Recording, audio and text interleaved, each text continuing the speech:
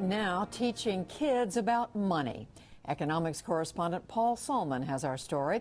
It's part of his ongoing reporting, making sense of financial news. Oh, hi! Welcome to Sesame Street. Oh, look what Elmo has. His very own dollar. A new financial literacy initiative from Sesame Street. Money tips for tots, starting with saving. Elmo's gonna save every day. It's okay what I say. Gonna save, yeah. Elmo's gonna save. If Elmo's gonna save, that would distinguish him from a host of grown-up Americans, more than a third of whom have a mere $1,000 or less socked away. In total, 29% of us report not having saved 1 penny for retirement. Related, perhaps, we can't calculate our way out of a paper bag. Get this, Americans 50 or older were asked, suppose you had $100 in a savings account and the interest rate was 2% per year. After 5 years, would you have more than $102, exactly $102, or less than $102? 2% interest, 5 years. What portion of the country didn't know that more was the blindingly right answer? Half. Might explain why 1.5 million Americans filed for bankruptcy last year alone. No clue, no cushion. The toughest concept is really the idea of starting early around financial education, and particularly the concept of saving. Because, says Jeanette Betancourt of Sesame Workshop, saving is self-control, with which we all wrestle. So the way you can start with young children is identify something that they would want, and saying that you can't have it immediately because it's something that we have to build towards. In Elmo's case, It's really great. that something is a hotly hyped, irresistible object. A stupendous ball. Stupendous balls. Yeah. Since commerce on Sesame Street runs on a purely cash basis, if you want a stupendous ball, $5 a piece, and you've only got, say, $1, you can't borrow. You have to save up for it. Tough sledding for Elmo, or even the street-hardened Grover, age 6 or so. How hard is it for you personally to save instead of spending your money right away on something you want? You know, we are not born knowing all these things. No, I had to learn them from my friends and my mommy and my daddy. They taught me a lot. Sometimes people do this test with kids your age.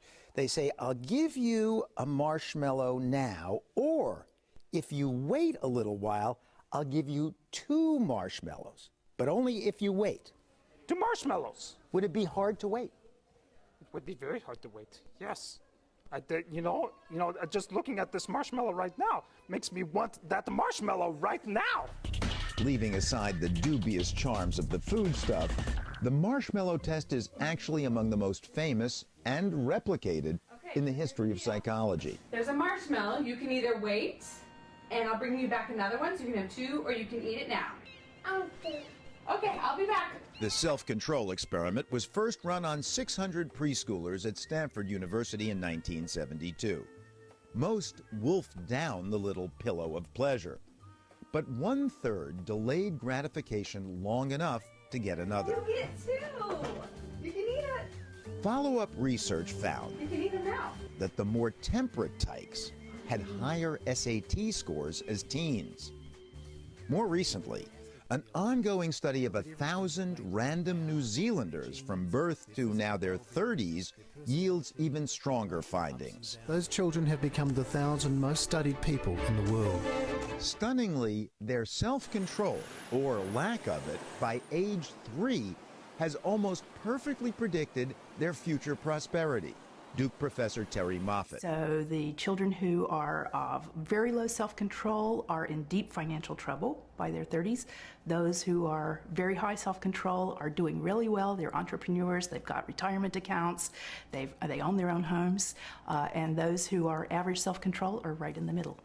Does it correlate with their initial socioeconomic status? Self-control is clearly more important than the socioeconomic status of one's family, the amount of money that one had growing up, and it's more important than school grades, academic achievement, and it's more important than scores on intelligence tests. Says fellow Duke professor Dan Ariely, there's no more crucial struggle than the rational long-term self against all the competing short-term players within. Saving, good for the future, right now I want something else. Exercising, good for the future, right now I want to eat another slice of pizza. Think about sex. Right? You can think about the amount of political leaders who've taken dramatic falls over immediate temptations. As for Sesame Street's new push, the idea of getting kids to go into the habit of saving earlier than we currently do, and the idea of giving them some rules of thumb about what's appropriate is incredibly important. Ariely has his own rules. He gives his kids old-fashioned allowances with spending constraints since the kids are exposed to the usual come-ons of American culture. Amitush, what's your favorite TV show? My favorite TV show? Power Ranger Samurai. Ariely tries to counter the culture by nurturing self-control. What would you rather do? Watch one show now and then go and do all your homework? Or do all your homework now and later get 2 shows of Power Rangers Samurai? 2 shows later. Okay, Amitush, if that's your choice, go and do your homework now. 8-year-old Amit, about Grover's age, dutifully trudges off. Okay. It's Netta's turn. At 4, she's about Elmo's vintage. So what would you rather do? Play for 10 minutes now and then go and clean your room? Or to clean your room first and then come and play for 20 minutes? Play for a long time. A daughter of Dan Ariely, Netta has already learned the key lesson. Okay, so go and clean now. No. Come on, go and clean. You said that's what you prefer. No. So here we have, this is not a hypothetical. Once you make it concrete. This is generally a problem that self-control sounds like a good idea, even to kids in principle. When you have to act on it, it's a bit more difficult. Difficult, but essential, says psychologist Terry Moffat. This generation of children is going to live to be, on average, far beyond 100 years old. And that means it's absolutely essential for every child to learn how to develop self-control skills so that they can avoid dependency, poor health, and poverty in old age. And avoid the siren songs of the world's increasingly crafty pitchmen. The people who are 15 now will have an even harder time dealing with temptation than you and I are. You think? Yeah. I'm certain, right? Because as technology develops, what is technology going to do? Technology is going to help them delay gratification or have more things to spend their money on now. So are the brains of most of us now overmatched by the brains of some very able people who have an incentive to get us to act in the here and now? I think so. There's really kind of a very strong imbalance about how much we can tempt people and how much people can actually resist temptation. And that, of course, is where Sesame Street comes in. Elmo works various jobs to come up with his $5 for the stupendous ball. Savings is not a natural concept. It's something we all have to learn. If I'm a preschooler, I need examples on how to work towards that saving. You model it, you show them, and you do it during your everyday experiences as well. In the end, Elmo earns the $5, but then shares $1 with his literally irrepressible pal, Cookie Monster. Me no have cookie. For more than 40 years, an icon of excess. We really want cookie. Reminding us that though restraint may be the key to prosperity, Here's $1 for a cookie. financial and otherwise, it's a daunting challenge for Muppet and man alike. Hey, Elmo, that was really a nice thing you did. Thanks, Louise.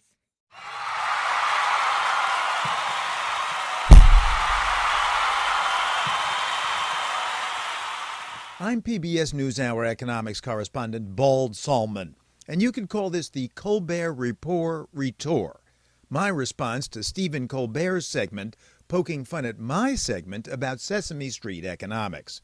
Fun for him, for me, transformative. These monsters, cookie and otherwise, are brainwashing our kids as part of a new initiative called For Me, For You, For Later, which teaches tots the importance of saving and self-control.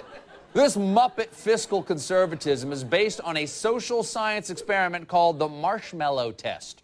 For more, we turn to Grover and an unnamed Muppet made of leather. Sometimes people do this test with kids your age. They say, I'll give you a marshmallow now, or if you wait a little while, I'll give you 2 marshmallows, but only if you wait. 2 marshmallows. Would it be hard to wait? It would be very hard to wait, yes. A Muppet made of leather. Colbert tossed off that line, but as you can see, I still haven't really gotten over it. So the theory is that if I resist eating this now, then I get to have 2 later. Let's try it. Where's the marshmallow? Let's try it the other way. Here are 2 that I can have later, as long as I resist eating this one. No. Now, in our NewsHour story, we also featured behavioral psychologist Dan Ariely, who performed a self-control test with his own daughter, Netta. So what would you rather do? Play for 10 minutes now and then go and clean your room? Or to clean your room first and then come and play for 20 minutes? Play for a long time. A daughter of Dan Ariely, Netta has already learned the key lesson. Okay, so go and clean now. No. Come on, go and clean. You said that's what you prefer. No. So here we have, this is not a hypothetical. Once you make it concrete. This is generally a problem that self-control sounds like a good idea, even to kids in principle. When you have to act on it, it's a bit more difficult. As Stephen Colbert was demonstrating on his rapport. You know what? I'll try it with a different food. Okay, here's broccoli, okay? Now, if I resist this stalk of broccoli for 10 seconds, I can have 2 marshmallows, all right? Ready? Go! Oh, I can't wait to find out what happens. I bet I can do it. Uh-huh. 2, 1. I did it!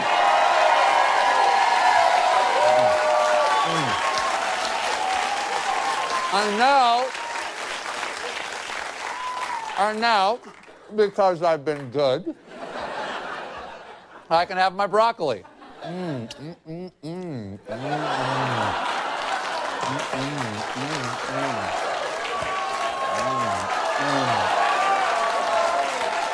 your face, Elmo. I'm eating marshmallows.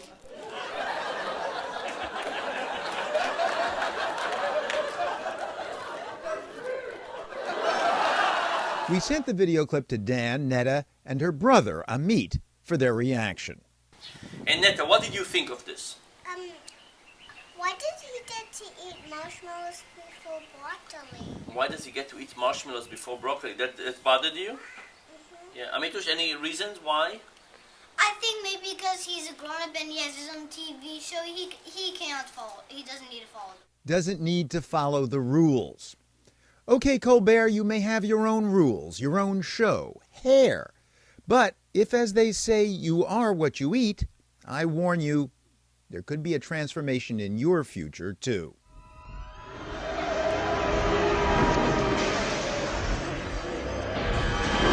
It's the Stay Puft Marshmallow Man.